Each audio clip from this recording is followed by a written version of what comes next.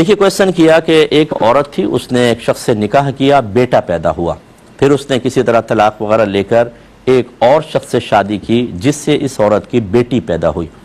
اب کیا اس لڑکے اور اس بچی کا نکاح آپس میں ہو سکتا ہے یا نہیں ہو سکتا؟ دیکھیں نہیں ہو سکتا، وجہ اس کی یہ ہے کہ جب ماں باپ ایک ہوں یا ماں ایک ہو یا باپ ایک ہو، یعنی جیسا یہاں ہے کہ ماں ایک بچہ اسی عورت سے ہے، دوسرا بچہ اسی عورت سے ہے، باپ چاہے دو ہیں لیکن یہ دونوں جو ہیں بچے یہ آپس میں اس ماں کی وجہ سے بہن بھائی بنیں گے، یہ اخیافی بھائی بہن کہلاتے ہیں، یعنی ماں کی طرف سے بھائی بہن، تو لہٰذا ان کا آپس میں رشتہ نہیں ہو سکتا۔ ایسے ہی اللاتی اگر ہوتے، یعنی والد صاحب تھے، انہوں نے ایک عورت سے نکاح کیا، بیٹا پیدا ہوا، بیوی کا انتقال ہوا، دوسری عورت سے نکاح کیا، بیٹی پیدا ہوئی، ان کا آپس میں نہیں ہو سکتا کیونکہ باپ ایک ہے۔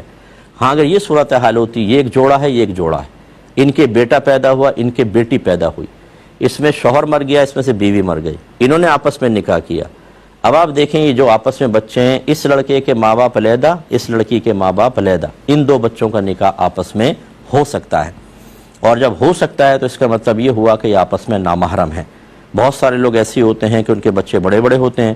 بیوی کے بھی بچے بڑے بڑے ہوتے ہیں، اس کی زوجہ فوت ہو گئی، اس کا شوہر فوت ہو گئی، یہ آپس میں نکاح کرتے ہیں تو بچے بھی قریب آ جاتے ہیں، یہ سب آپس میں نامحرم ہیں، ان کو ایک دوسرے سے پردہ لازم ہی ہوگا، سامنے نہیں آ سکتے، اور ان کا آپس میں نکاح ہو سکتا ہے، یہ ذرا ذہن میں رکھیے گا۔